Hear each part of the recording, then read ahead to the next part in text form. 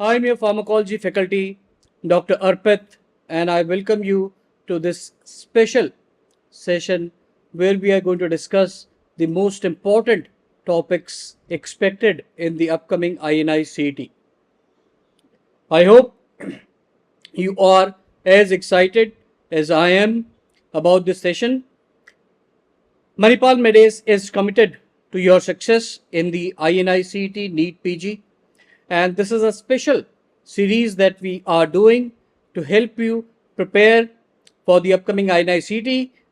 So as you all know, INI-CET is one of the most important exam, and pharmacology can be the rank decider in this exam. Now pharmacology, we are going to do some of the most anticipated questions, topics based on the previous year's examination in this session. I'll take you through the MCQs, I'll take you through the confusing points, we'll discuss and revise all the important points for these important drugs and topics. Okay? So, we are going to discuss some of the most important topics based on the previous year's questions for the upcoming INI CET. So, let us see what is the first topic that we have for us. The first topic in pharmacology that is very important, repeated many times in the recent exam, both in INI-CET and in NEET, is the disulfiram.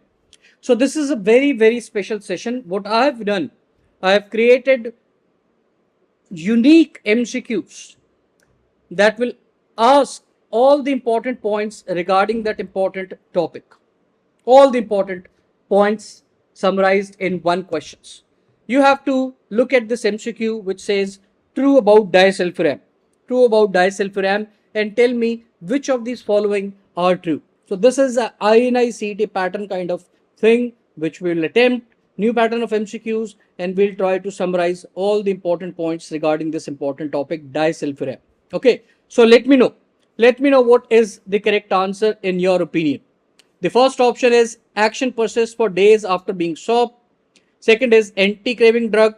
Third is respiratory depression and reduced consciousness if given with alcohol. Fourth is used in unmotivated patients. And fifth is best drug in patients who are physically dependent on alcohol.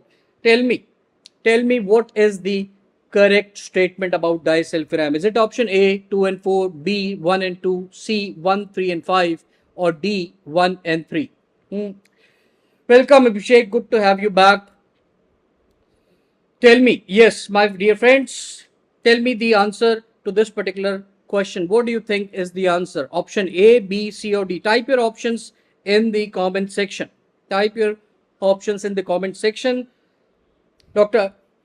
Pagara is the first one to say, who says D. Any further attempts? Dr. Karthik, Dr. Learn and Art, Dr. Abhishek, Dr. Agityan, Gokul. Welcome Gokul. Gokul also says D. 1 and 3. Anybody who goes with anything besides D? Anybody else? So let us see. Disulfiram. What is disulfiram? Disulfiram is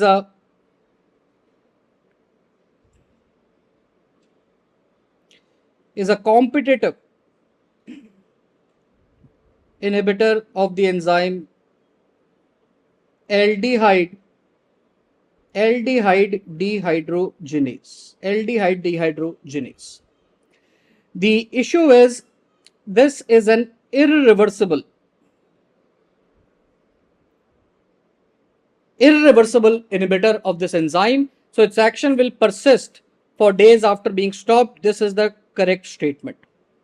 Is it an anti-craving drug? This is a false statement. It is not going to decrease the craving. It does not reduce the craving. It is used as an aversion therapy. So 2 is false statement. Respiratory depression and reduced consciousness if given with alcohol. This is true. If patient consumes too much alcohol after taking disulfiram, he will have aldehyde syndrome, which can result in respiratory depression and even collapse. Used in unmotivated subjects. This is absolutely false. It is used only in subjects who are motivated to give up alcohol. And fifth, best drug in patients who are physically dependent. This one is also false. It is never given to patients who are physically dependent on alcohol. So we have two correct statements, that is statement number 1 and 3, and that is why option number D Option number D is the correct answer. Option number D is the correct answer. So Gokul, you were initially correct, and so was Dr. Agar. Very well done, very well done. And now in the same topic, as I said, we are going to revise the topic in its fullness. So another important point which comes with disulfiram is drugs with disulfiram like reaction, and I'll tell you which are the drugs which have disulfiram like reaction. The mnemonic is C is GMP. Very simple mnemonic, C is GMP. Drugs with disulfiram like reaction. C stands for several cephalosporins.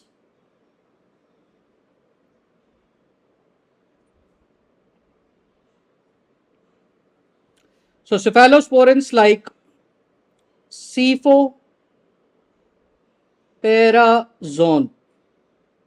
Cefoperazone is one important name which has disulfiram like reaction. C can also stands for cotrimoxazole. C can also stands for cotrimoxazole.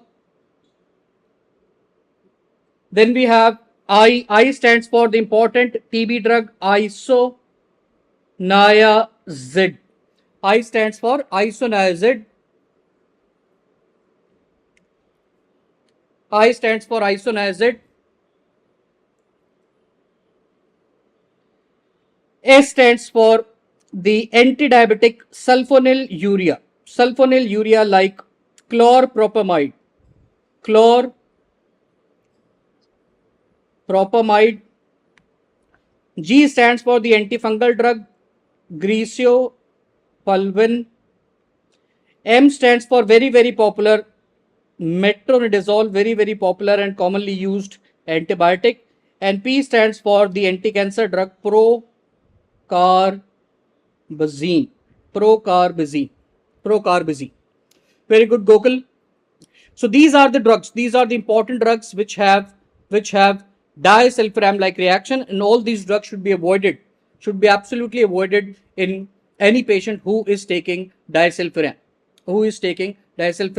And these drugs, if the patient is taking, he should absolutely avoid consumption of alcohol.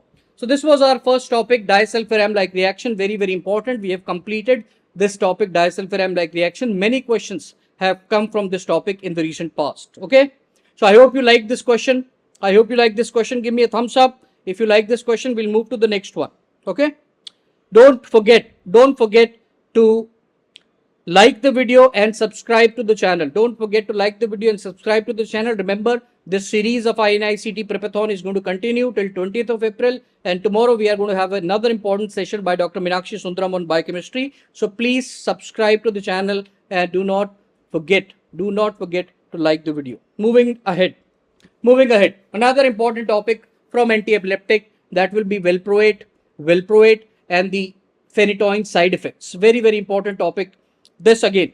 Let us see the question. Let's see the question. What does the question says? The question says that we have a 25-year-old male. We have what? A 25-year-old male with treatment with a combination of valproate and phenytoin. He has good control of seizure. All of the following adverse effect can be attributed to valproate except. So which of these four is not a side effect of valproate? The patient is taking valproate and phenytoin. Okay, so tell me, which of the following is not a side effect which can be attributed to valproate? Thank you, Dr. Meenakshi. Weight gain of 5 kg, serum alanine aminotransferase increased to 150, rise in serum ammonia level or lymphadenopathy, which cannot be a side effect of valproate, maybe because of phenytoin. So you have to tell me. Yes, I'm looking for answers. Quickly. Now we have to pick up the pace. Quickly tell me so that we can revise the side effects of valproate and phenytoin, and I'll give you some really cool mnemonics here. Tell me. Yes, anyone? Gokul, Dr. Agara, Abhishek, Kyle, Learn please. D. Gokul says D. Anybody else? So let us see what is the correct answer. D is the correct answer here. Lymphadenopathy is most likely a side effect of phenytoin and not because of valproate. Now, how to remember the side effects of valproate or phenytoin? So let us see. These are the side effects of valproate. This is what you get when you take valproate. What is the mnemonic? What a plan. Simple mnemonic, what a plan. What is W? W is weight gain. So please remember, valproate stimulates appetite. It stimulates appetite, causes weight gain. Weight gain. H is very, very important. It is hormonal. Hormonal disturbance. It affects estrogen metabolism in females, leading to PCOD. Polycystic ovarian disease or polycystic ovarian syndrome can occur because of valproate ingestion in females because of the estrogen metabolism affection. Then we have A for ataxia and T for tremor. Ataxia and tremor, not very important, not very commonly asked. Very, very commonly asked is A, which says alopecia. So hair loss. Alopecia is a common side effect seen with valproate therapy, and the new hairs which come once the patient's hair goes away, some new hairs come and they are curled mostly. So alopecia following by curling of hairs. Then P is pancreatitis. Pancreatitis can be there. L is very, very important. It is liver toxicity or liver damage or hepatitis. And you all know, in children who are less than 2 years of age, this valproate induced liver toxicity can be even life threatening. So we never give valproate to children who are less than 2 years of age. A, if liver is damaged, obviously ammonia will increase. Ammonia goes up, hyperammonemia. Now the question was asked, how will you treat this rise in ammonia caused by valproate? So please remember, L-carnitine. L-carnitine is the drug that is given to treat this hyperammonemia caused by valproate, L-carnitine, and this was asked in recent INICET. And finally we have N, which says neural tube defects. Neural tube defects or spina bifida. Spina bifida, that's a common problem seen with valproate ingestion in pregnancy. So these are the side effects that we see with valproate. Now coming to the side effects of phenytoin.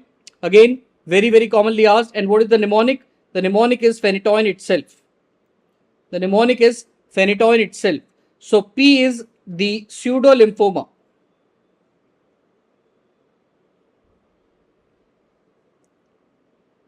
Pseudolymphoma is nothing but lymphadenopathy. Remember, phenytoin causes lymphadenopathy, not valproate. So lymphadenopathy is caused by phenytoin, that is sometimes misdiagnosed, wrongly diagnosed as pseudolymphoma. H can be hypertrophy of gums, which is the commonest problem. Hypertrophy of gums, which is a commonest problem, commonest side effect seen with phenytoin. H can also be hypersensitivity reaction. H can also be hypersensitivity reactions.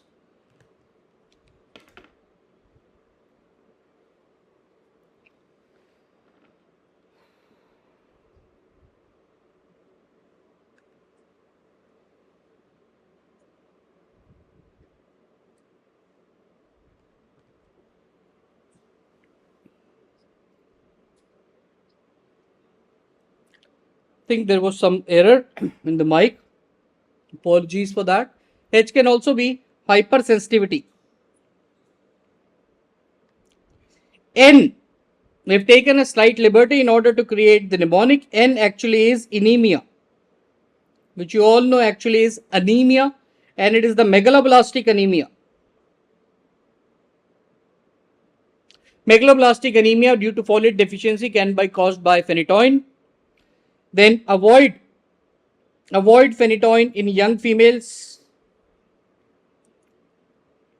You should avoid phenytoin in young females because phenytoin will cause acne and hirsutism. So avoid phenytoin in young females. Phenytoin is a known teratogen, that is T.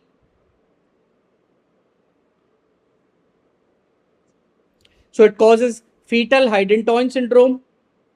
Fetal Hydantoin syndrome, you can have cleft lip or cleft palate. And very, very important, you have digital hypoplasia. Digital hypoplasia, the fingers are not properly formed, and that's a very, very common abnormality seen in children of the females who took phenytoin during pregnancy. O stands for osteomalacia. And IN stands for inhibition. Inhibition of insulin release. So it decreases insulin release, and that obviously leads to hyperglycemia.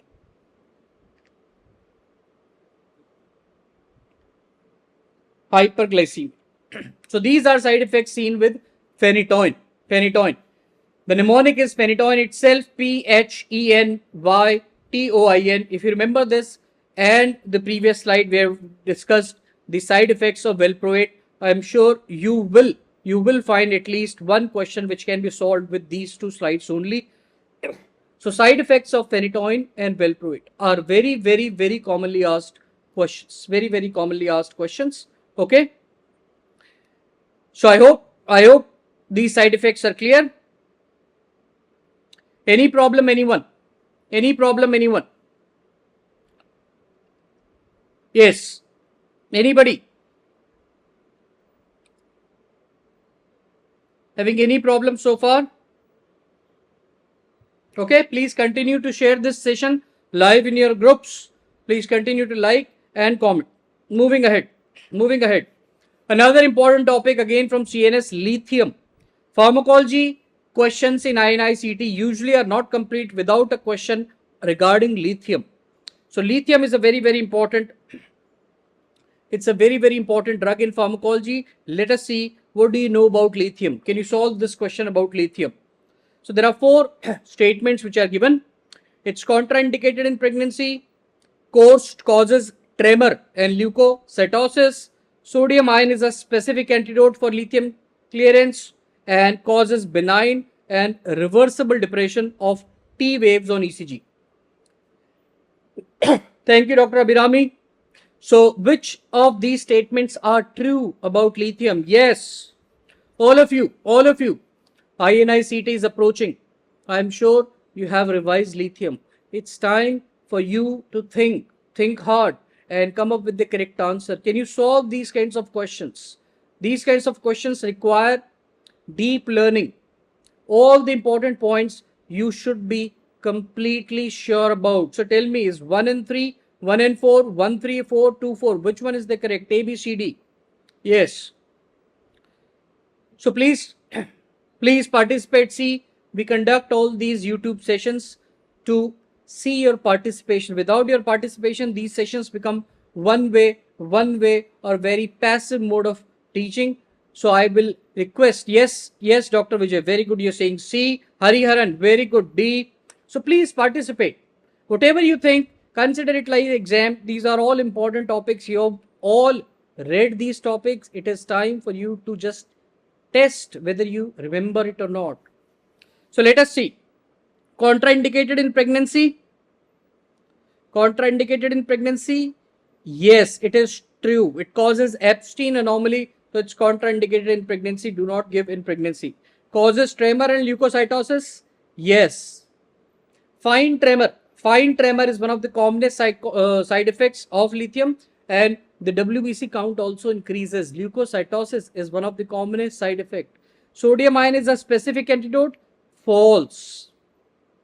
There is no specific antidote for lithium. We have to perform what? Hemodialysis if lithium overdose occurs. Causes benign and reversible depression of T waves. Yes, it can do. So this is also a true statement. True statement. So how many truths we have? We have 1, 2 and 4.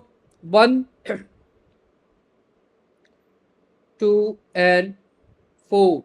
So this should be actually 1, 2 and 4.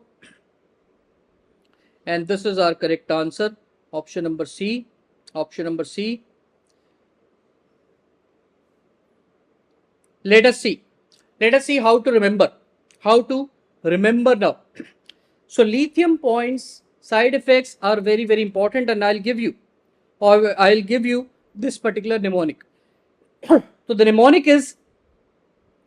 mnemonic is test tube weak. This is the mnemonic. Now what all will be caused by lithium as a side effect, and therefore what all should be test or monitor during lithium therapy, that we will remember both the things in the same mnemonic. So we have to monitor thyroid function test. If a patient is on lithium, you will monitor thyroid function test. Why? Because lithium mostly causes hypothyroidism, but sometimes it may cause hyper also, but mostly it causes hypothyroidism. It inhibits release of hormone from the gland, so hypothyroidism, and as a result lethargy, weight gain, etc. can occur. If there is going to be hypothyroidism, weight gain is going to occur. So you have to monitor the weight of the patient. Weight of the patient you should monitor regularly. Next thing you should test or monitor is urine pregnancy test. Measure or confirm urine pregnancy test before starting the lithium therapy in a reproductive age group female. Why? Because lithium is teratogenic. Lithium is a known teratogen. And which problem does it cause? Which teratogenicity in fetus does it cause? I hope everybody is aware. This is the teratogenicity for you. Epstein anomaly. Epstein anomaly is the teratogenicity. You can see a defect mainly in the tricuspid valve. You see this region of the heart? Tricuspid valve is displaced. The right ventricle is very, very rudimentary, and right atrium is enlarged, and most of the time, not definitely, but most of the time there is also a patent foramen ovale. So Epstein anomaly, which side of the heart is affected? As you can see, right side of the heart, tricuspid valve defect. So do not give lithium during pregnancy. Okay, so we'll come back. And therefore you have to monitor urine pregnancy test during or before starting lithium. Also monitor the blood counts. BC is blood count. Perform regular blood counts, because lithium causes leukocytosis. Increase in WBC can occur because of lithium. You have to monitor ECG of the patient. ECG should be monitored. It can cause T-wave depression. It can also cause sick sinus syndrome. It can suppress atrioventricular conduction. Sick sinus syndrome or partial block can occur. So monitor ECG, T-wave depression. Physical examination you should perform regularly, because lithium is likely to cause edema, which can also contribute to weight gain. Electrolyte, very, very important to check during lithium therapy. Particularly, lithium can lead to hyper of calcemia. Very, very confusing point. देखो बच्चों, hyper calcaemia होता है lithium में. Why? Lithium can cause release of parathyroid hormone. Hyper parathyroidism कर देता है lithium. It can cause release of parathyroid hormone that can cause hypercalcemia. This is a very, very confusing point. Students forget it. So please remember to check serum calcium or electrolytes during lithium therapy. And obviously lithium can cause renal problem. Particularly it causes nephrogenic diabetes insipidus. It can also cause nephritis. So monitor the KFT. So what all you will monitor or test during lithium therapy? You will test thyroid function, UPT, blood counts, ECG, weight, examination, electrolytes, and kidney function test during lithium therapy. Why? Because lithium is causing the side effects written on the right. And finally, with the T, you can remember the most common side effect. Of lithium is fine tremor. Very fine tremor, which can even be missed. So these are the side effects seen on a normal dose of lithium, and what precautions you must take as a physician, as a doctor, if a patient is having lithium therapy. Okay. So everybody clear? How to remember lithium, what all tests to monitor, what all problems can occur, and how to remember it. Test tube weak, TFT, UPT, blood count, ECG, weight, examination, edema, and KFT. Okay. So everybody clear? Anybody having any confusion? Very, very important topic, lithium. Everybody should be absolutely clear on what to study in lithium. We cannot afford to have any confusion, any problem in lithium. Yes, Dr. Gokul, Dr. Gayal, Agathian, Hariharan. Everybody clear on lithium? Give me a thumbs up. Show me some love. If you like this particular question. Here is the Epstein anomaly for you. Right side of the heart, lithium ingestion, tricuspid valve defect, rudimentary right ventricle.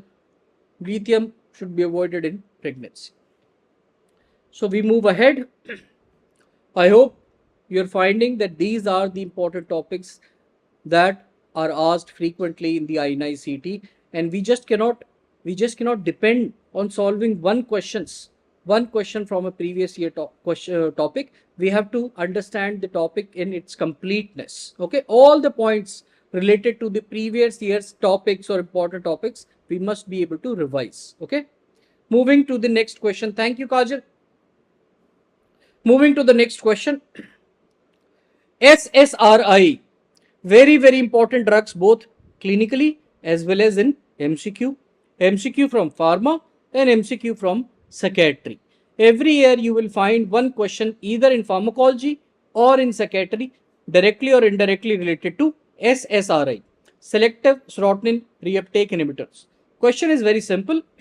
SSRIs are drug of choice for which conditions? SSRIs are drug of choice. Simple question. Depression, OCD, neuropathic pain, fibromyalgia, PTSD. Tell me, what is the correct answer here?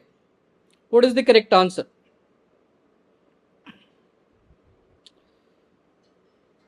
We have many live students, but only 7 likes so far. Please do not forget to like the session. Do not forget, it's a small gesture from you, but it is really, really important. It's really, really important. We put in a lot of effort, and we request you for your thumb to press that like button and also the subscribe button. Do not forget to press the subscribe button. Okay. So Kyles and Gokul says D. So SSRIs are drug of choice for depression. That is correct. Obsessive compulsive disorder, again, SSRIs are the drug of choice. Post traumatic stress disorders, SSRI. For fibromyalgia, nowadays SNRI. SNRIs like milnacipran, and for neuropathic pain we prefer drugs like pregabalin or gabapentin.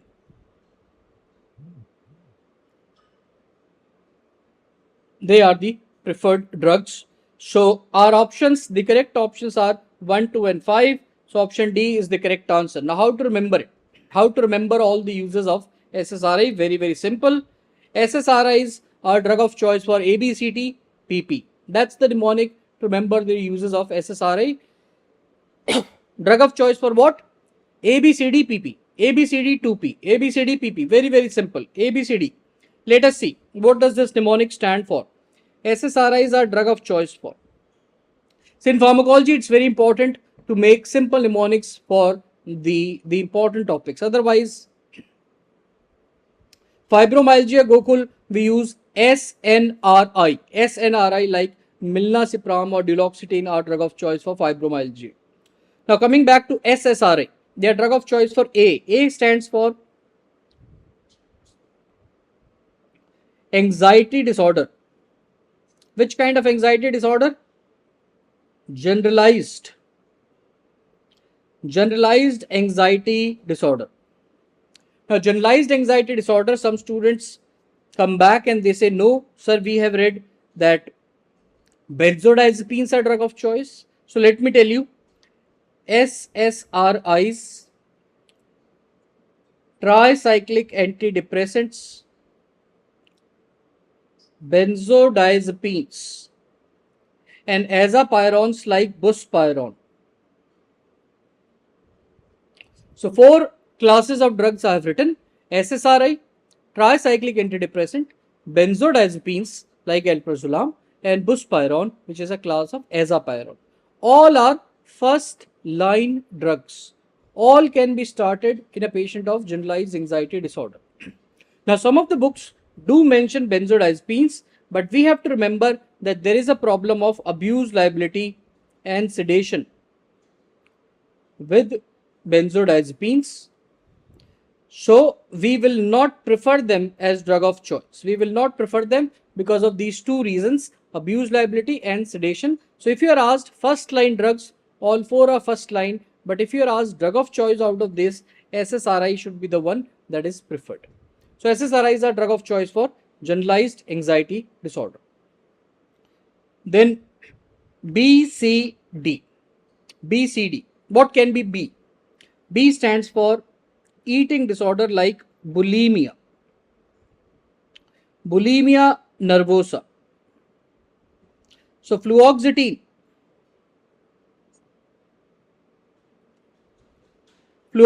is considered the best drug for eating disorder like bulimia nervosa. C stands for compulsive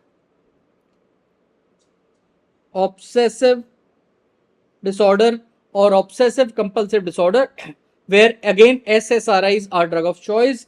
D stands for depression. P stands for any kind of phobia, and next P stands for PTSD, post traumatic stress disorder. So these are the six conditions where SSRIs are drug of choice. Obsessive compulsive disorder requires further discussion. If we have a case of resistant OCD, patient was given SSRI like fluoxamine, but is not responding completely to the SSRI, resistant case of OCD, then can you tell me any of them, what will be the drug of choice? What will be the drug of choice for a resistant case of OCD? So for OCD, drug of choice, first drug is SSRI.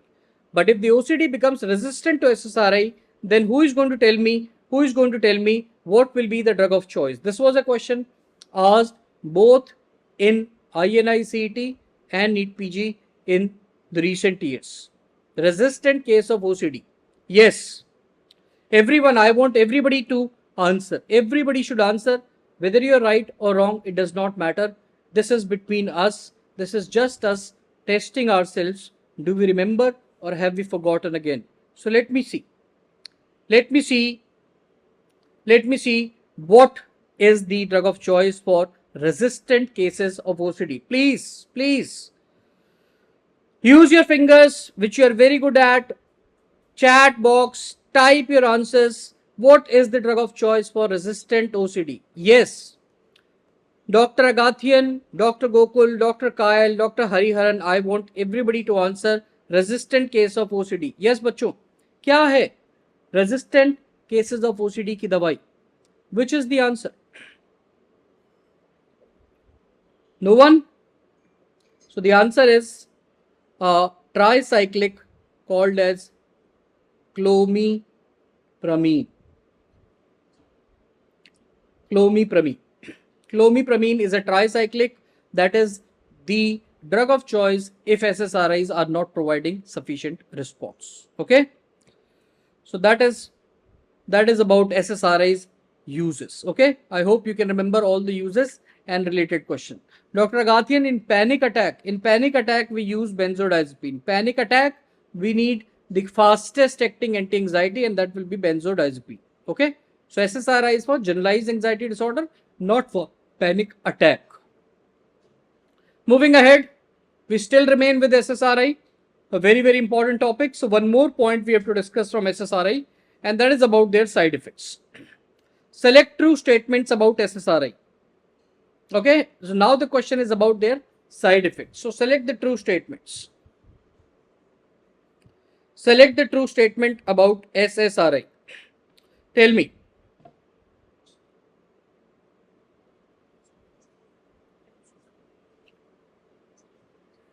Dr. Agathian, for performance anxiety, give beta blocker. Performance anxiety main symptoms are tremor, sweating, tachycardia, palpitation.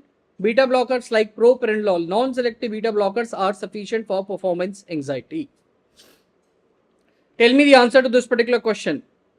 Tell me the answers. SSRI should be avoided in patients taking triptans. What is the possible issue with triptans? Triptans means sumatriptan like drugs for migraine and SSRI. I don't know. Fluoxetine causes maximum discontinuation syndrome. Have you heard of this term? Discontinuation syndrome. What is this? Paroxetine used in pregnancy can cause congenital cardiac malformation. Do you know anything about it? And SSRIs cause sexual side effects including premature ejaculation. Which of these statements are true? Which of these statements are true? Yes. So Dr. Kyle says A. Dr. Kyle is saying A. Let me know what others feel. Let me know what others feel. 1, 2, 3, 4. Which are true? Which are true? Only one answer so far. So let us see. Gokul says B. Very good, Gokul. Let's see. SSRI should be avoided in patients who are taking triptans. This is a true statement. This statement is true. SSRIs and triptans together can cause serotonin syndrome. Serotonin syndrome can occur. Fluoxetine causes maximum discontinuation syndrome. False. Discontinuation syndrome occurs with short-acting drug. On discontinuing the SSRI, rebound depression or nervousness can occur. It happens with short-acting SSRI. Fluoxetine is the longest-acting SSRI. Longest. So it will cause minimal, least discontinuation syndrome. So this statement is false. Paroxetine can cause congenital. This is true. Pulmonary hypertension and cardiac valvular defects can occur. If a pregnant woman takes paroxetine, then her child may have pulmonary hypertension, cardiac defects. SSRIs cause sexual effects including, now you see this was the catch, including premature ejaculation. This is again false. They cause delayed orgasm or no orgasm. So delayed ejaculation, not premature. They treat premature ejaculation. They cause anorgasmia, delayed orgasm. So therefore, the statement is false because premature ejaculation is written. So what are true statements? 1 and 3. And we have option number A as the correct option. Option number A. Very good, Dr. Kyle. You are absolutely correct. A, option number A, that is 1 and 3 are the correct statements. So let us see the side effects of SSRI. What is the mnemonic? Mnemonic is SSRI. Treat depression. That's a simple mnemonic to remember the side effects of SSRI. SSRI, selective serotonin reuptake inhibitor. How do you remember? SSRI treat depression. S. Now you see S stands for stimulation. These drugs stimulate 5-HT3 receptors in GIT, and that leads to increase in GI motility, leading to nausea, vomiting and diarrhea. These are the most common side effects with SSRI. Stimulation, SS, stimulation. They stimulate 5-HT3 receptor in GIT, GIT motility increases, nausea, vomiting, diarrhea, most common GI problems. Then SSRIs are increasing serotonin action, so serotonin syndrome. Serotonin syndrome can occur.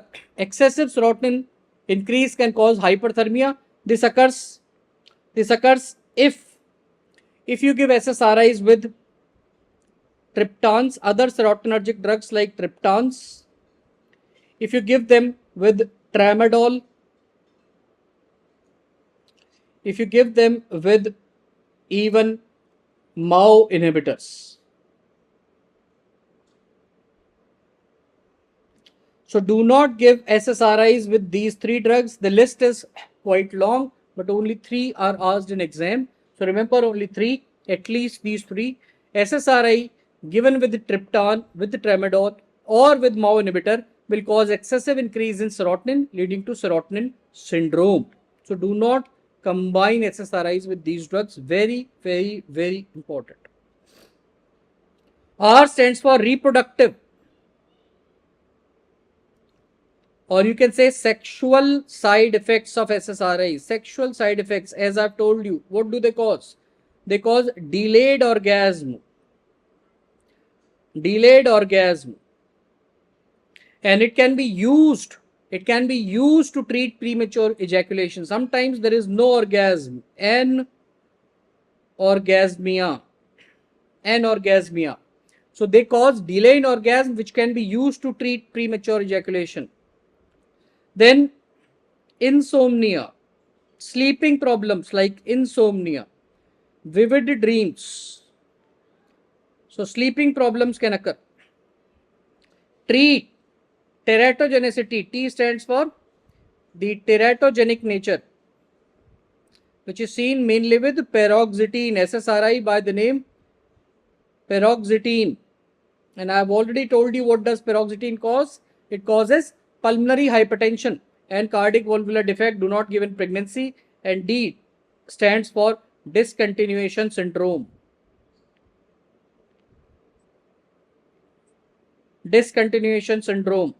When you will stop SSRI, then rebound depression or nervousness, anxiety can come. Discontinuation syndrome will be maximum with short acting drugs like paroxetine, and it will be minimum with long acting drug like fluoxetine.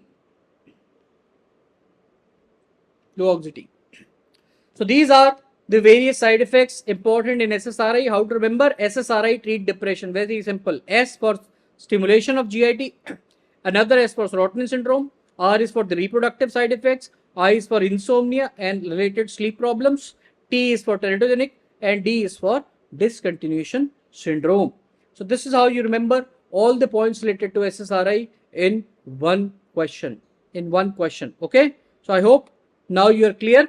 SSRI's side effects you have done and SSRI's uses you have done. These are the two things you need to remember in SSRI. One question guaranteed you will get in ICT, whether in pharmacology or in psychiatry. Okay. So bachcho, I hope you are liking the session. You're finding these questions useful.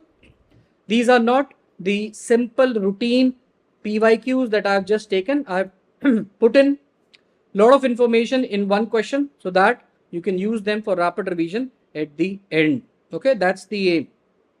Let us move ahead. Now, theophylline, another important drug you will find if you will revise PYQs, you will find theophylline is one drug which also comes very, very commonly in ICT. Again, it can be as part of pharmacology or sometimes even part of medicine. So let me know which statement is true regarding or correct regarding theophylline. So theophylline is our next drug of interest. Theophylline. So tell me about theophylline. Yes, it is a non-specific phosphodiesterase activator. Statement number 1. Has a narrow therapeutic index. Statement number 2. Third is its metabolism depends on age. Fourth, it does not cross the blood-brain barrier. And fifth, it's an adenosine receptor antagonist. Tell me which one is the correct or are the correct statement. What do you think? Quickly.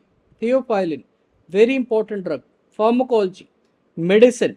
Sometimes even in pediatrics, theophylline is asked. You cannot afford to have questions on theophylline wrong. All important points about theophylline summarized in one question. Gokul has answered D. What about Dr. Kyle? What about Hariharan? Where are you, Hariharan? Dr. Agathian, Dr. Minakshi. Yes, let us see one by one. It's a non-specific phosphodiesterase activator. This statement, unfortunately, is false. It is a phosphodiesterase inhibitor, not an activator. Has a narrow therapeutic index. True. Very correct. Safety margin is low. Metabolism depends on age. Correct. Children metabolize it faster. Elderly metabolize it slower. Does not cross blood-brain barrier. This is false. It's a lipid-soluble drug. Can easily cross blood-brain barrier.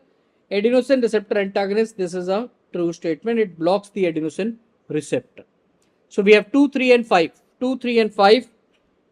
That is the correct answer. 2, 3 and 5. Option number D. Option number D is the correct answer we have here. Okay. So that is the correct answer. Very good, Dr. Kyle. Dr. Ray, Baby Ray has also joined. Let us see about theophylline. Now in theophylline, what are the important points to remember? Very quickly, I'll summarize. 2 mechanisms of action. Mechanisms of action are 2. It's a non-specific phosphodiesterase inhibitor. Inhibitor or antagonist. It inhibits the phosphodiesterase enzyme. There are several types of phosphodiesterase in our body. It inhibits many of them, so non-specific. Second, adenosine type 1 receptor, it also blocks. So adenosine receptor blocker. So it is a blocker of adenosine receptor and it is a blocker of phosphodiesterase enzyme. 2 mechanisms are there. Now it has a narrow safety margin. The serum concentration have to be maintained between 5 to 15 microgram per ml. If the concentration in blood is less than 5, effect will not occur. The benefit will not occur. And if the moment level in blood goes above 15 microgram per ml, you will have serious problems like even seizure or arrhythmia. So 5 to 15 is the required or the safe margin in blood. Hicus, as you can see, is the mnemonic to remember its side effect. Headache, increased acid, dyspepsia, cardiac arrhythmia, urination and seizure. Now what is asked in exam, please understand. What is asked in exam? These 2 side effects, that is diuresis and seizure, are due to blockade of adenosine. So adenosine antagonism is responsible for seizure and urination, and phosphodiesterase inhibition is responsible for headache and the GIT problems like dyspepsia. Okay, particularly the question in INICT was asked about diuresis. Why there is diuresis? That is because of adenosine antagonism. And headache and increased acid dyspepsia are due to phosphodiesterase inhibition. Cardiac arrhythmia is due to both adenosine antagonism also and phosphodiesterase inhibition also. So you need not just remember the side effects, you also have to remember why these side effects are occurring. So Hicus is the mnemonic to remember all the side effects. The last 2 are caused because of adenosine antagonism. The first 2 are caused because of phosphodiesterase inhibition, and the one in middle, cardiac arrhythmia, is caused because of both. So this also needs to be remembered. So these are few important points. Moving ahead with theophylline only, there are some factors which increase its metabolism, increase its clearance, and therefore you have to increase the dose in such patients because the metabolism is faster. It happens if the patient is taking enzyme inducers like rifampicin. If the patient is taking enzyme inducers like barbiturates. Children metabolize it faster, so children require higher dose. And smoking, please remember, very commonly asked, smoking also increases the metabolism clearance of theophylline, so smokers also require higher dose. This was very recently asked. Higher dose is required in smokers. On the other hand, if the patient is taking enzyme inhibitors like erythromycin or ciprofloxacin, so which one? Erythromycin or ciprofloxacin. If these drugs are taken with theophylline, then metabolism of theophylline will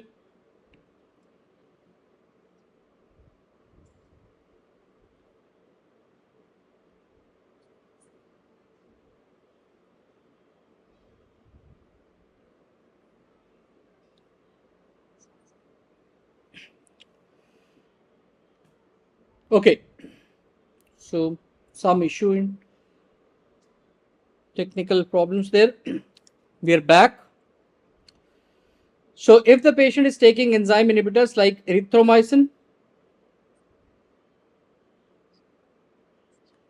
or antibiotics such as ciprofloxacin, both these antibiotics, erythro and ciproflox, are enzyme inhibitors, decrease theophylline metabolism, and you have to reduce the dose. Toxicity can occur if you give the normal dose. Elderly, you have to be aware, less metabolism, and liver disease, obviously metabolism decreases. So which questions have been asked? Questions have been asked on the toxicity, and question have been asked that smokers require higher dose. These 2 points were recently asked in NEET and INI-CET. So these are the points about theophylline that we must be aware. I hope everybody is now clear on theophylline. Let's move ahead. We come to a very, very important topic from antiarrhythmic. Again, a topic that is asked in pharmacology or in medicine, because the arrhythmias are asked in medicine, and amiodarone is one of the very, very important antiarrhythmic. So which statements are true about this antiarrhythmic amiodarone? Amiodarone. Tell me. Narrow spectrum of antiarrhythmic activity, decreases QT interval, increases action potential duration, causes Redman syndrome, often causes pulmonary abnormalities. Which statements are true? As I said, in order to solve these questions, you need to remember all important points about this important drug. And that's what we are trying to do. We are trying to revise the most important 25 most important topics for the upcoming INI-CET. So let me see. Let me see some answers. Narrow spectrum of antiarrhythmic activity, true or false? This one is false. False. It is one of the broadest spectrum. Decreases QT interval, true or false?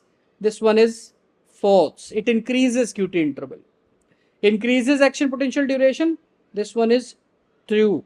It increases the width of action potential and the duration of action potential. Causes Redman syndrome. False. It causes Blue Man syndrome. Redman syndrome is vancomycin. Often causes pulmonary abnormalities. Yes, pulmonary fibrosis is one of the most common dose limiting problems. So 2 statements are correct. 3 and 5. 3 and 5. And that's why Dr. Kyle, Dr. Gokul and Dr. Agas, you are absolutely correct. Absolutely correct, bache. This is option number D. Very, very well done. Very, very well done. Others also need to participate continuously. Okay. Do not hesitate, bache. Do not hesitate. It's just a practice. Everybody needs to participate and continue to share this session live with your friends. So please share the link of this session in your groups, in your WhatsApp group, in your Telegram groups. Encourage your friends to come and see how much they know. Okay. Let's invite our friend also. Let's revise amiodarone. Amiodarone. Now amiodarone basically amiodarone is a class 3 drug which blocks potassium channels. So it is a potassium channel blocker. That is its main action. Class 3 antiarrhythmic blocks efflux, blocks going out of the potassium from the cell, potassium channel blocker, but it also has all other properties. That is, it is also a sodium channel blocker. It is also a calcium channel blocker.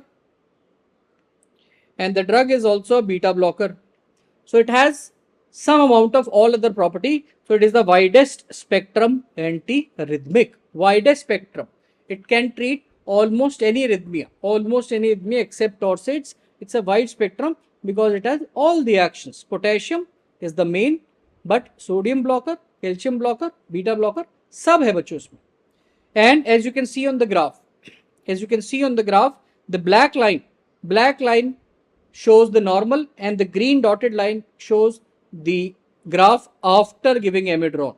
So you can see initially the width of action potential is this much, and after giving amiodarone, because potassium channels are blocked, repolarization becomes slow and width of action potential has increased. So we can say it increases the width of action potential or action potential duration. that you can see width of action potential or action potential duration has increased. The same action potential duration when we see in ECG. So action potential duration in ECG is denoted by QT interval. So it will also increase QT interval. So this is the graph for image based questions. And what parameters does it increase? It increases action potential duration in the action potential graph, and in ECG it will increase which interval? QT interval mainly. So these are the points related to its mechanism of action. APD bada, QT interval bada. Okay. Now the second important point in amiodarone is related to its side effects. Very commonly asked. Very commonly asked topic. Side effects of amiodarone. What is the mnemonic? Please check my PFT, TFT, LFT. Why would we check somebody's pulmonary function test, thyroid function test, or liver function test during amiodarone? We will check because amiodarone very commonly causes what? Pulmonary fibrosis.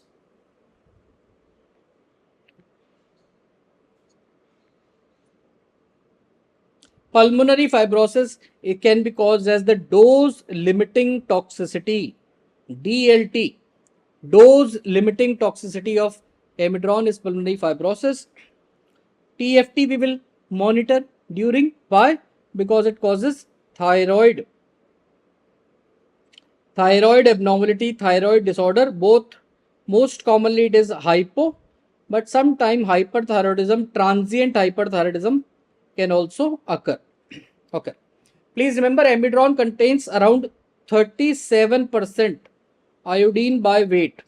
So if you have a 100 milligram amiodarone tablet, it has 37 milligram of iodine. So much iodine when you intake, thyroid functions are going to be disturbed. So thyroid disorder, most likely hypothyroidism. You will also measure the liver function test because anything which range from hepatitis to liver fibrosis or cirrhosis. Anything can occur. Liver toxicity can occur during amiodarone. It's not very common, but it can occur. It's sometimes called as pseudo-alcoholic liver injury. Pseudo-alcoholic liver injury is a term given to amiodarone-induced liver toxicity, which can range from fatty liver to hepatitis to cirrhosis. Anything can occur. Then P stands for mainly photosensitivity. Patient develops photosensitivity that results in bluish discoloration of the sun exposed part, known as blue man syndrome. Red man syndrome, vancomycin. Blue man syndrome, like me, blue man syndrome, bluish discoloration of the face, sun exposed part, amiodarone. C stands for corneal deposits. So corneal micro deposits can occur. And M stands for myocardial depression. So myocardial contractility sometimes can decrease during amiodarone therapy. These are the side effects which you need to know, particularly this one. Pulmonary fibrosis is the main problem. Most common complaint the patient has is usually a dry cough. Symptom patient presents with is dry cough and dyspnea. Okay, so this is what are the side effects and mechanism of amiodarone. The graph, all points about amiodarone covered. Remember what we are discussing, most important topics, and we have to discuss the entire topic using one question. These are what we call as high yield question. You revise these questions, revise the entire topic, and I hope everybody is liking. Do not forget to like the session. Okay. Also, if you're liking the session, show some appreciation. A thumbs up would be greatly, deeply, hugely appreciated. So do not hesitate. Show some love. That's what I want. Next question again from antiarrhythmic, very important topic. So we have to revise the antiarrhythmic as a whole. Match the antiarrhythmic drug to the condition it should be avoided in. Match the following. Another type of question that we see in INI-CT mostly, not so much in NEET PG or FMG. So INI-CT, we need to understand the topic, but we also need to apprise ourselves of the type of questions we anticipate. Okay, so tell me, Tell me. Antiarrhythmic drug, it should be avoided in match. Disopyramide, procainamide, amiodarone, verapamil, beta blockers. Condition to avoid: glaucoma, arthritis, lung disease, constipation, asthma. Amiodarone we have already discussed. Amiodarone we have already discussed. It causes pulmonary fibrosis, so that much we know. It should be avoided in lung disease. So 3 will go with C. What about others? What about others? Yes. Yes, Dr. Bababi, Dr. Gokul, Dr. Kyle. Let me see your answers. Let me see your answers. Kyle says D. D. So there is a trick in solving some questions, these kind of questions, which can sometimes make you very lucky. So out of these 5, like this question, I also want to bring out another point. When you're trying to solve this question, you can solve this question even if you do not know all the options. How? Like we have done.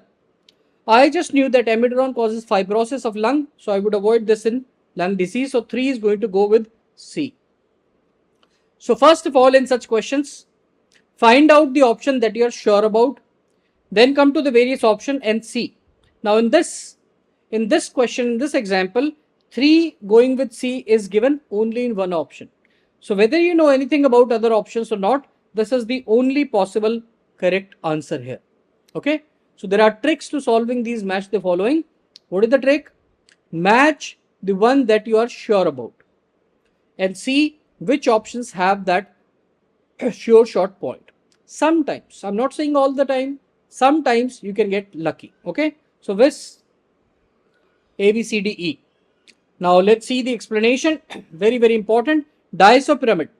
Disopyramide is antiarrhythmic belonging to class 1A. Class 1A. Disopyramide. Quinine, quinidine, procainamide, disopyramide. It has very high. Disopyramide has very high anticholinergic activity.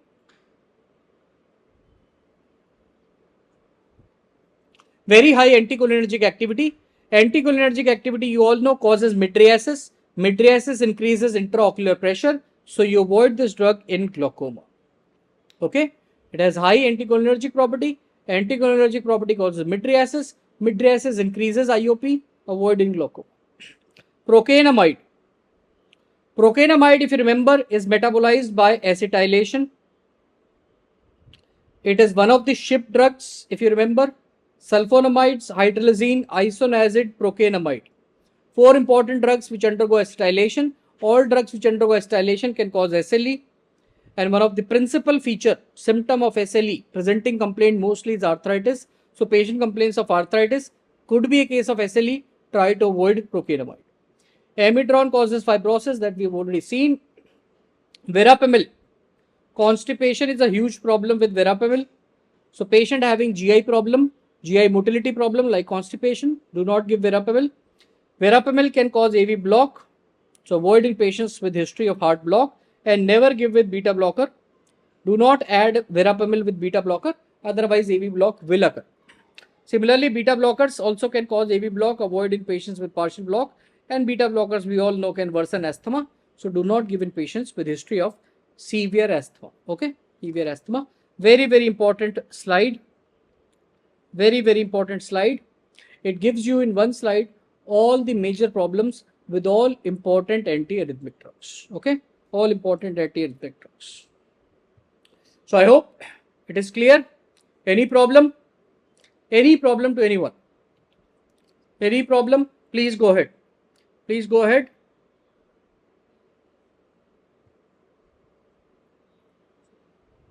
Beta blocker asthma में नहीं देने, verapamil constipation में, एमिड्रॉन lung disease में, procainamide in patients with arthritis suggestive of SLE, and disopyramide do not give because of anticholinergic property in patients with glaucoma. Clear everyone? Let's move ahead. Next important topic, sacubitril. Very, very, very important topic nowadays. It has come twice in last 5 years, once directly as a medicine pharmacology, and once it also came as part of CHF treatment in medicine. So very, very important topic, sacubitril. Sacubitril. Let us see. Is it a recombinant BNP? It blocks the breakdown of ANP, BNP and bradykinin. It is used along with valsartan in CHF.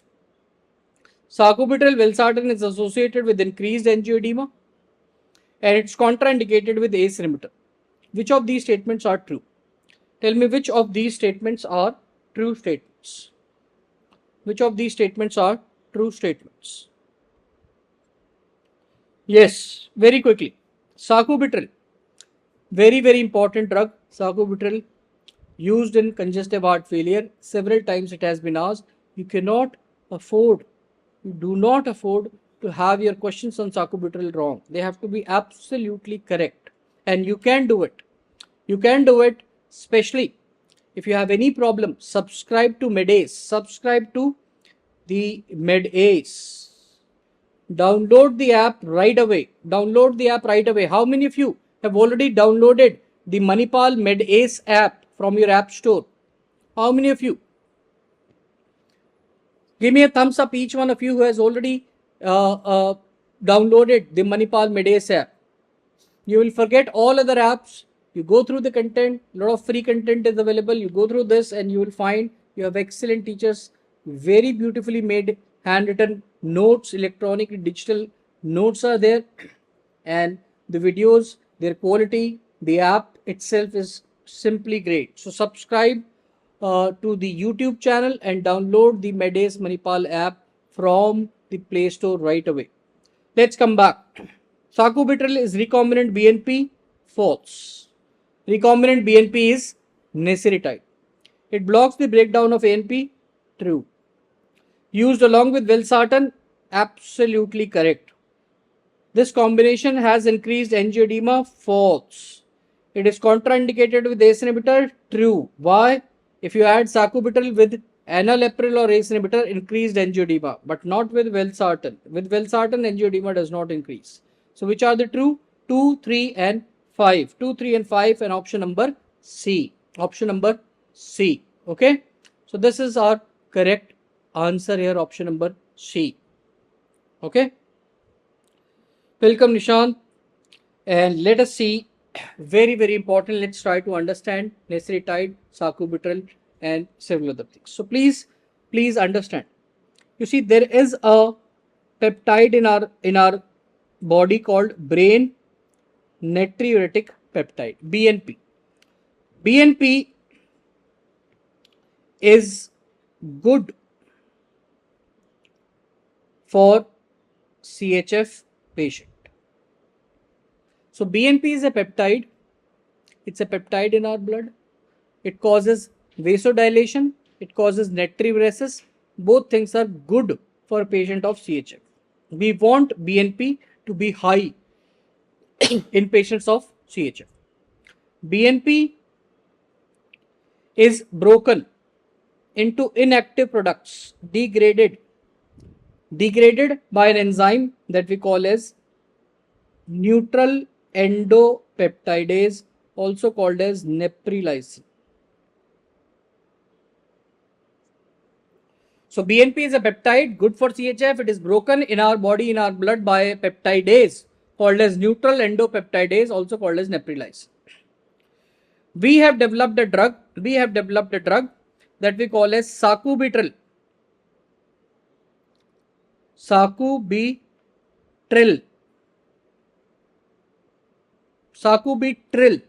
which is an inhibitor of this enzyme, neprilysin. So that is what is sacubitril. Sacubitril is not a BNP recombinant. It's an inhibitor of neprilysin, a peptidase which breaks BNP. Now, if we try and expand our vision here, then what we also see that there is another peptide in our body called angiotensin 1. AT1 or angiotensin 1. Angiotensin 1 is converted into angiotensin 2. You all know by which enzyme? By the ACE enzyme. And angiotensin 2 causes vasoconstriction, cardiac remodeling. So it is bad, it is harmful for CHF patient. We do not want angiotensin 2 to increase in patients of CHF. So what do we do? Which drug do we give in patients of CHF? We give inhibitors of ACE enzyme. This enzyme we inhibit, and these drugs are called drugs like enalapril. So I hope first thing you can see tril. First thing, tril both are peptidase inhibitor. Sacubitril is a neprilysin neutral endopeptidase inhibitor, and enalapril is ACE inhibitor. ACE is angiotensin converting enzyme, but it is also peptidase. So tril both are peptidase inhibitor. Now one more thing we have to add here to make this thing complete, and that is we have a peptide in our blood by the name bradykinin. Bradykinin is an inflammatory mediator. Bradykinin is broken, inactivated by both neprilysin also and ACE also. Both these peptidases break bradykinin. Both these peptidases. So now you will understand that if you add sacubitril, which is going to inhibit this enzyme, with enalapril, ACE inhibitor, which is going to inhibit ACE enzyme. If you add sacubitril with enalapril, then there will be excessive increase in the level of which substance? Bradykinin. Excessively, bradykinin will go up, and bradykinin is an inflammatory mediator. It will cause angioedema. So which drugs are not to be combined? Sacubitril is never to be combined with ACE inhibitor. That is why we combine sacubitril with valsartan, angiotensin receptor blocker. We do not combine sacubitril with ACE inhibitor. Okay, so I hope it is clear that sacubitril is a neprilysin inhibitor, never to be combined with ACE inhibitor. Otherwise, excessive increase in bradykinin and angioedema will occur. Okay, welcome Stardust. Good to have you in the session. You are a bit late, but we still have lot to cover. Lot going on. This is sacubitril versus ACE inhibitor. What is nesritide? Nesritide is a recombinant BNP. BNP synthesized in the lab is nesritide.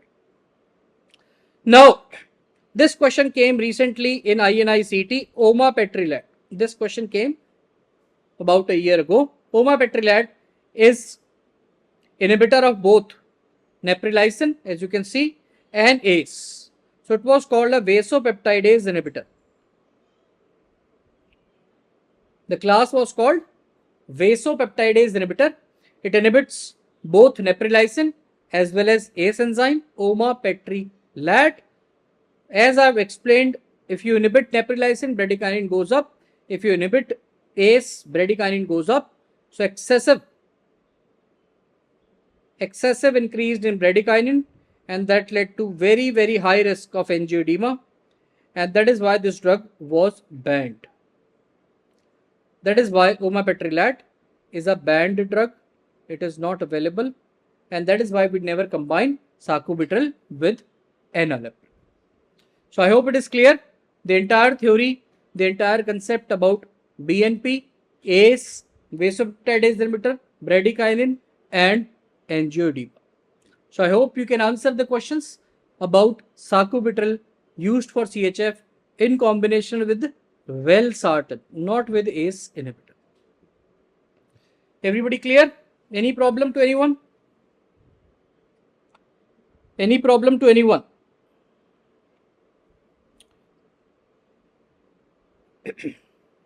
Okay. So should we move ahead? Stardust, what do you say? Should we move ahead? Okay. Moving ahead, we have what? Which statement about vancomycin? Vancomycin, such an important drug. Pharmacology, infectious diseases. Microbiology. Every year, something or the other comes from vancomycin. Very, very important drug, not just in pharmacology, but in infectious diseases, in medicine, in microbiology. Anything about vancomycin you cannot afford to miss. Let us see which statement about vancomycin is or are true. Active against methicillin resistant staphylococci, bacteriostatic, binds to penicillin binding protein PBP, active against Pseudomonas, good oral bioavailability. Which statement about vancomycin are or is true? Yes. Go ahead. What do you think is the answer? Option number A, 1, 2, and 3. Option number B, option number C, or option number D? Yes, Stardust, Gokul, Vandergup, Nishant, Kyle, Dr. Babavi, Dr. Agathian. Which one is true? A, B, C, or D? What do you think is the correct answer? Gokul says C. Gokul is the first to respond. Very good, Gokul. We must always develop this habit of reading the question correctly but quickly and arrive at our answer quickly. Save the time. Let's see. Active against methicillin resistant staphylococci. True. Those staph which are resistant to methicillin can be killed by vancomycin. Bacteriostatic. False. It's a drug acting on cell wall, and cell wall acting drugs are cidal drugs. So it is a cidal. Vancomycin. Binds to penicillin binding protein. No. It binds to D-alanine part of the cell wall, which is different from penicillin binding proteins. That is why it is used in methicillin resistant staph. Active against Pseudomonas. False. Pseudomonas is gram negative. Pseudomonas. Vancomycin does not act on gram negative. It's a drug for staph. Gram positive. So it does not act on Pseudomonas.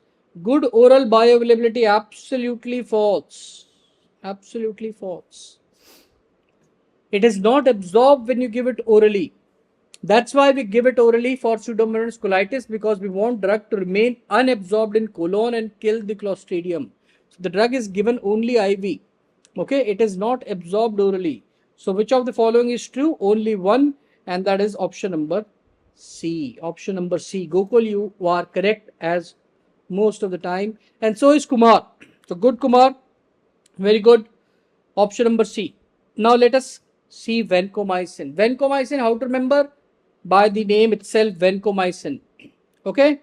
I hope you are also following the Manipal Medes on Instagram. If you are not, follow Manipal Medes and myself also on Instagram. You will find a good Insta reel on this question. Vancomycin. How to remember everything about vancomycin? By vancomycin itself. First point in vancomycin. First point. V stands for vancomycin. It's a glycopeptide antibiotic. First point. Second point. Second point. How does it act? C. It's a cell wall inhibitor. Cell wall inhibitor. The drug has to be bactericidal. It binds to what? Binds to what? I told you. It binds to D-alanine. D-alanine. There is this part of cell wall where it binds to and causes cell wall damage. D-alanine. Second point. Third point. C. Change. C stands for change. If this D-alanine changes to D-alanine D-lac, if in the cell wall there occur mutation and instead of D-alanine there is D-alanine D-lac, vancomycin cannot bind to such a cell wall. The staph will become resistant to vancomycin. So VRSA, vancomycin resistant staph aureus. What is the mechanism? Change from D-alanine to D-alanine D-lac in the cell wall. Such a staph is now resistant to vancomycin. Okay, vancomycin. Fourth point, N, no action on Pseudomonas, which I have told you. Vancomycin acts only on gram positive bacteria like Staphylococcus. It does not act on gram negatives like Pseudomonas. Fourth point. Fifth point, the drug is not absorbed orally. So how do we give it? IV. We give it IV for staph. How is the route? IV. Then sixth point. But sir, I have read that it is given orally for Pseudomonas colitis. Yes, it is given orally, but it is a local action. The drug is not absorbed. When you give it orally, it remains in colon, kills the Clostridium in colon, used for Pseudomonas colitis. By which route? Oral. Oral. It is a local action. If you want systemic action, you will have to give it IV. I hope that is clear. What are the important uses? Seventh, it is also drug of choice for MRSA, methicillin resistant staph aureus. MRSA, which is the best drug? Vancomycin. Vancomycin is the best drug. Seventh point. What are the problems? Yai, histamine. We have taken a small liberty to create this mnemonic. Histamine means histamine release. Histamine causes vasodilation. So which syndrome? Red-Men syndrome. Red-Men syndrome. Which are the other problem? Auditory damage, ototoxicity, and last problem, nephrotoxicity. So 10 points, vancomycin summarized. How to remember? What is the mnemonic? Vancomycin. V for vancomycin, C for cell wall inhibitor, C for change, no action on gram negatives, only IV. Orally you can give it, but that's a local action used in Pseudomonas. It is drug of choice for MRSA, auditory damage, nephrotoxicity, and histamine release or histamine release causing Red-Men syndrome. Okay, so everything about vancomycin. If you want to revise, also you can refer to the Instagram reels by Medes. So follow Instagram of Manipal Medes and follow Instagram of Arpit Agrawal. I hope everything about vancomycin you will now never forget. Very, very important drug. Everything summarized in one slide. Okay. The questions can come in pharmacology, in infectious diseases questions, and in microbiology. Very, very important drug. Very, very important. Okay. So I hope everything is clear. Let's move ahead. Let's move ahead. Okay. So Stardust, it's good you're noting, but the session will be there on YouTube, so you can watch it later also. Let's try to make this session more interactive. Your participation is extremely important in the session. Select antibiotics which are safe in a patient with serum creatinine. Serum creatinine normal is around 1.2 to 1.5. Now it is 2.5. So we are looking at renal disturbances. We are looking at renal failure case. So which antibiotics are safe in patients with renal failure or raised serum creatinine? Very, very important question. As you can see, again, this question comes in pharmacology. The questions also come in medicine when they talk about renal failure, and questions also come in various topics of infectious diseases. So very, very important topic. Antibiotics which are safe in patients with renal failure or raised serum creatinine indicating renal injury. Let me know. Tigecycline, cefoperazone, rifampicin, doxycycline, ceftriaxone, imipenem. Which of these are safe? Tell me. 1, 2, 3, 4, 5, 1, 2, 4, 5, 6, 2, 3, 5, 6, or 1 to 6. Which of them? Everybody is saying A, Gokul, Stardust, Gokul. Very good. So tigecycline, yes, it is safe. Cefoperazone, safe. Rifampicin, safe. Doxycycline, safe. Ceftriaxone, safe. Imipenem, no. That cannot or should not be used in patients with renal failure. So 1 to 5 are safe, and that is the A is the correct answer. A is the correct answer. How to remember now? How to remember? This is the mnemonic. What is the mnemonic? Can safely clear many new drugs. That is the mnemonic, can safely clear many new drugs. C stands for cephalosporins. So which cephalosporins? Two names come to my mind. Cefoperazone. Cefoperazone is cephalosporin, third generation, safe in renal failure. Also is ceftriaxone. Two cephalosporins which are safe in renal failure, very, very commonly asked as an independent question. S. Streptogramins, the combination of quinpristine plus delphopristine. Quinpristine, delphopristine. Now you have to understand that most of the drugs, most of the antibiotics which are 50S binding protein synthesis inhibitor, they are safe in renal failure. So most antibiotics which inhibit protein synthesis by binding to 50S ribosome are safe in renal failure. That means S. streptogramin, C. clindamycin, linezolid, erythromycin, azithromycin. All these are antibiotics which are protein synthesis inhibitor binding to 50S. All of them are safe in renal failure. Rifampicin, the RNA polymerase inhibitor. So rifa drug, rifampicin, rifampicin, okay, rifaximin, all these are safe. Moxifloxacin is the only fluoroquinolone which is considered safe in renal failure. Why? The drug has biliary elimination. Nefcillin is the safest penicillin in renal failure, excreted completely in bile. Then even oxacillin is partially eliminated in bile, so that is also partially safe. And coming to tetracycline, doxycycline and tigecycline are the only tetracyclines which are considered safe in renal failure. So can safely clear many new drugs. This is the mnemonic to remember all antibiotics which are safe in renal failure. Can safely clear many new drugs. Very, very important from MCQ point of view, from a clinical point of view. You need to have these drugs on your tips. Okay. Particularly in this, rifampicin you should know, very commonly asked. Moxifloxacin you should know. Doxycycline you should know. And cefoperazone. These are the ones that are more important in this particular slide than other drugs. Okay. Stardust, first of all, minocycline is not so commonly used, but if there is a question where you do not find any suitable option, then you may consider minocycline as partially safe in renal failure. It has partial biliary excretion, so it may be considered, although it's not 100% or a very safe tetracycline in renal failure. Okay, so I hope now everybody knows the drugs, antibiotics particularly, which are safe in patients with renal failure, and how to remember them. How to remember again. Also, you can revise this on our Instagram channel. Also, you'll find a reel for this also. Okay.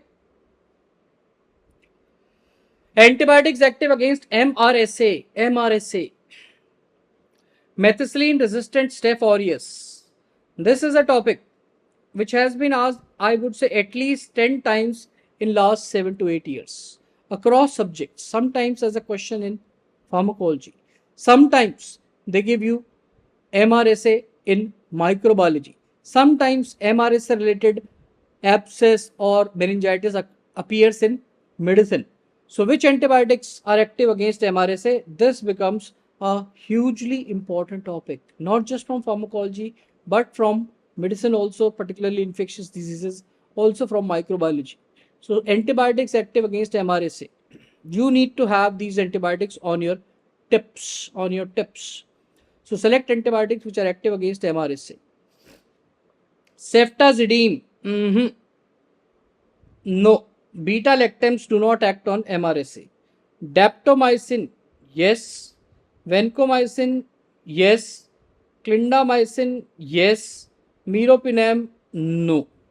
No meropenem. So 2, 3 and 4.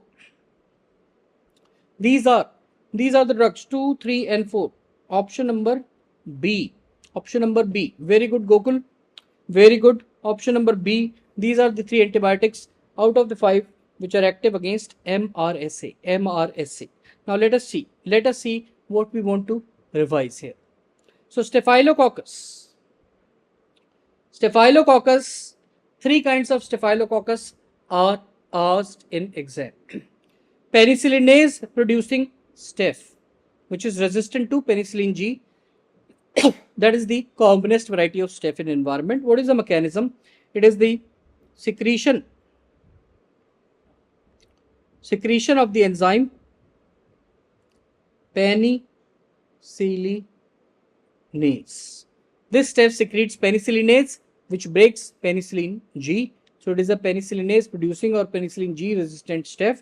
What is the drug of choice? We will give penicillinase resistant penicillin such as methicillin, or you can say oxa, cloxa, dicloxa, nefcillin. All these penicillinase resistant penicillin are given. Methicillin, oxacillin, dicloxa, flucloxa, nefcillin, any of them can be given. Then another staph is MRSA, methicillin resistant Staph aureus. Now staph has become resistant to methicillin, the one that were using earlier. How is this staph resistant to methicillin? Now the mechanism is change or mutation in what? Mutation in penicillin binding proteins, PBP. Mutations or change in penicillin binding proteins. What is the drug of choice? Vancomycin. Vancomycin is the drug of choice for MRSA. Vancomycin resistant Staph aureus. How is the mechanism? We have already discussed. Vancomycin resistant Staph aureus. Change occurs in the cell wall from D-alanine to, instead of this, the cell wall changes to D-alanine D-lac, and this change is responsible for vancomycin resistant Staph aureus. High dose of daptomycin is considered the best drug for this kind of VRSA or staph. So 3 questions first of all. 3 types of staph: penicillinase producing staph, methicillin resistant staph, and vancomycin resistant staph.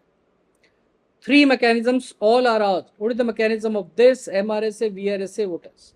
And then drug of choice. So 6 questions written in front of you. As I said, revise the topic in entirety. Complete revision, okay, of the important topic. Next, MRSA. Coming to various drugs for MRSA itself. So vancomycin is the drug of choice.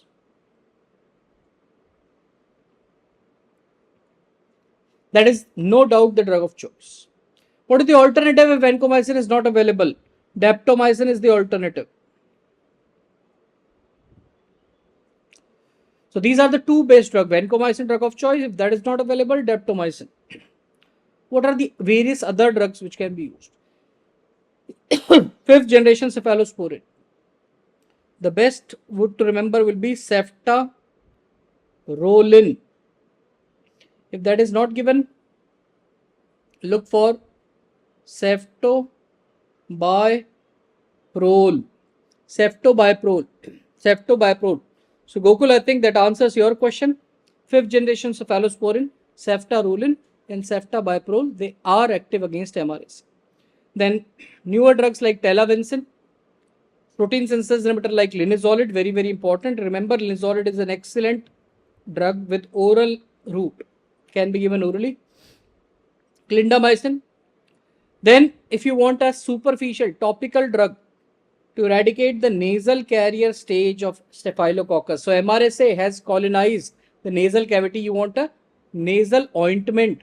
Mupirocin is the drug ointment which is active on MRSA or staph, mupirocin. Tigecycline and newer tetracyclines like umadacycline can be. Only fluoroquinolone which is active is a newer one called dalafloxacin. Fluoroquinolones generally are not active. Only one which is active is a newer one, dalafloxacin, and finally cotrimox or rifampicin may also be used as add-on drugs. So very very important to remember all these drugs which are active on MRSA. So I hope everybody is clear. Gokul, you can see linezolid. It's one of the good oral drug for killing staphylococcus. Good oral drug. Okay. moving ahead.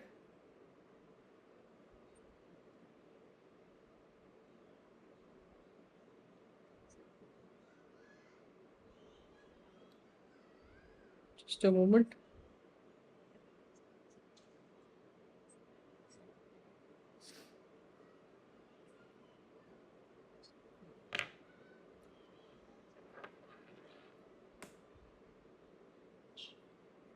So friends, I hope you're enjoying the session, finding the session useful, finding the session useful.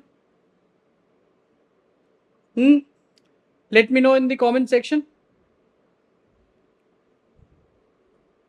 And remember, we are going to continue, we at Medace are going to continue to have these sessions daily till 20th of April, every day. New subject, new faculty, all important points about INICT covered. All important points about INICT covered. So do not forget to subscribe to the channel, hit the notification button and share these sessions. Very, very important. Moving to the next question. Choose the true statement about aspirin. Aspirin is such an important drug. Such an important drug in pharmacology, aspirin. Choose the true statement about aspirin. Avoided in child suffering with chickenpox. Antiplatelet effect is due to pre-systemic COX inhibition. Avoided in gout because it can increase serum uric acid. In an afebrile patient, overdose of aspirin produces hypothermia. It prevents granulomatous lesion and cardiac complications of rheumatic fever. Aspirin, very, very important, but very, very confusing drug in pharmacology. You must know everything about aspirin. Let us see. Avoided in child suffering with chickenpox. This is true. If you give to a child with viral diseases, Ray's syndrome can occur. Antiplatelet effect is due to pre-systemic COX inhibition. That is true. Pre-systemic. Cyclooxygenase inhibition is the main mechanism responsible for antiplatelet effect. Avoided in gout because it increases uric acid. Absolutely correct. In afebrile patient, overdose of aspirin causes hypothermia. False. It causes overdose of aspirin leads to uncoupling of oxidative phosphorylation. Mitochondria, instead of energy, starts producing heat and that causes hyperthermia. तो aspirin overdose में क्या होता है बच्चों? Hyperthermia, not hypothermia. It prevents granulomatous lesion, cardiac complication, rheumatic fever. False. No benefit occurs in carditis. In rheumatic fever, we give aspirin, but it benefits mainly arthritis. Arthritis and to some extent fever. These are the things which are benefited by aspirin in rheumatic fever. The cardiac complications or carditis, they are not benefited. Even chorea is not benefited by aspirin. So we have 1, 2, 3 is the correct. Option number A. Option number A is the correct answer. Option number A is the correct answer. Let us see. The important points about aspirin can be remembered by the mnemonic. ABCD got pregnant. ABCD got pregnant. That is the mnemonic. Remember important contraindications of aspirin. A. Patients who are having history of asthma, do not give aspirin. Aspirin can increase leukotrienes, and that can cause bronchoconstriction. So aspirin can induce or worsen asthma. Do not give in patients of asthma. Aspirin has antiplatelet effect, so it makes the blood more likely to bleed. So therefore, any patient who is at a bleeding risk, peptic ulcer patient, hemophilia patient, do not give aspirin if there is a history or risk of bleeding tendency. Children who are having chickenpox or other viral diseases like influenza, if you give to such children aspirin, there can be liver damage and there can be encephalopathy. Ray's syndrome is what we call this. So do not give to children who are recovering from viral illness like chickenpox or influenza. Do not give in diabetics, it can cause hypoglycemia. Do not give in gout at normal dose, that is less than 2 grams per day. Aspirin causes hyperuricemia, it will worsen gout, and do not give in pregnancy also, especially in the third trimester. By decreasing the prostaglandins, it will cause premature closure of ductus arteriosus if given very frequently or if given especially in the third trimester. So do not give in pregnancy, especially in third trimester. So these are the important points that you need to remember about aspirin. Clear? A, B, C, D got pregnant. A for asthma, B for bleeding tendency, C for children with viral diseases, D for diabetics, G for gout, P for pregnancy. A, B, C, D got pregnant, and you have revised most of the important points about aspirin. Moving ahead, again match the following. Very commonly we are seeing this topic being asked. Lipid lowering drugs. Hyperlipidemia is such an important disease nowadays. Lipid lowering drugs are very commonly asked. So match the drug in column A with its mechanism in column B. You have fibrate, statin, ezetimibe, niacin, evolocumab. These are the various drugs, lipid lowering drugs. You have to match them with their mechanism of action or role in column B. Inhibiting hormone sensitive lipase, inhibiting HMG coenzyme reductase. So this one, this one I know. Statins, very important drug. So 2 will go with B. I look at all the options, and 2 going with B is there only in one. So as I told you previously, employ this particular tactic and sometime you will find the answer. So this is what the correct answer. So fibrates are PPAR alpha agonist. Ezetimibe